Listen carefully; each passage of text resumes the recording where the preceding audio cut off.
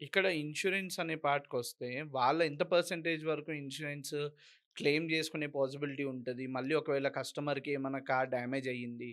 Insurance ఎలా చూసుకోవాల్సొస్తది? Insurance company ఎంబడి తిరగాలా? లేకపోతే ఒకవేళ స్టార్ పవర్ నుంచొస్తే, మీరెంత వరకు పర్సెంటేజ్‌లో సపోర్ట్ మీరుంటారు? అక్కడ షోరూమ్ నుంచి మీరు ఫస్ట్‌గా చెప్పినట్టు, ఏదైతే ఏదన్నా ఇష్యూ వస్తే మీరెప్పుడు ఎవరితోటి తీసుకున్నారు? ఆ కన్సర్న్ పర్సన్ ఇక్కడ లేదు అనే మాటొస్తదో, సేమ్ ఇన్స్యూరెన్స్ గూడా అలానే అప్లికబుల్ అవుతది కదా!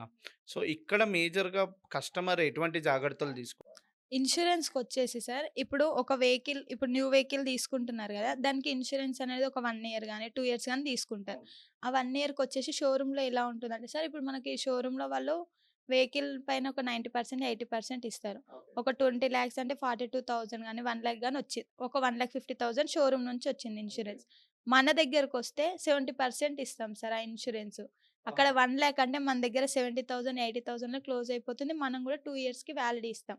అక్కడ ఇన్స్యూరెన్స్ ఏమైనా డ్యామేజ్ అయిందనుకోండి వెహికల్‌కి, అక్కడికెళ్ళి పర్సన్‌కి త్రూ అవ్వాలి. 2 ఇయర్స్‌లో ఏదైనా ఇన్స్యూరెన్స్ అనేది దానికి కంపల్సరీ వాలిడ్ ఉంటుంది. అక్కడికెళ్ళి ఆ పర్సన్‌ని అడిగితే వాళ్ళు మాకు తెలీదు అని సంథింగ్ ఏదన్నా రీజన్ చెప్పారనుకోండి, వెహికల్ డ్యామేజ్ అయింది. ఆ ఇన్స్యూరెన్స్ ఉన్నా మనకు బెనిఫిట్ లేదు. అప్పుడు కస్టమరు బ్యాడ్‌గా ఫీల్ అవ్వాల్సింది రాకుండా మన దగ్గరకొచ్చాను. ఆ వెహికల్ ఎక్కడ డ్యామేజ్ అయింది. దానికి వాలిడ్ ఎంతవరకొస్తుంది. 2 ఇయర్స్‌లో అది ఇన్స్యూరెన్స్ కాపీ ఉంటుంది గదా! వాళ్ళ దగ్గరికి. అదుందా? క్లోజ్ అయిందా? చూసుకొని మన దగ్గర ఇప్పుడొచ్చి విజిట్ అయ్యారనుకోండి సార్, ఎవ్వరిని అడిగినా ఆన్సర్ చెప్తారు. ఫర్ సపోజ్ నన్నొచ్చి విజిట్ అయ్యారు. కస్టమర్ వచ్చినప్పుడు నేను అవైలబుల్‌లో లేరనుకోండి, మా పర్సన్ ఎవరైనా మన కస్టమర్ దగ్గర ప్రూఫ్ ఉందంటే ఎవరైనా ఆన్సర్ ఇస్తారు.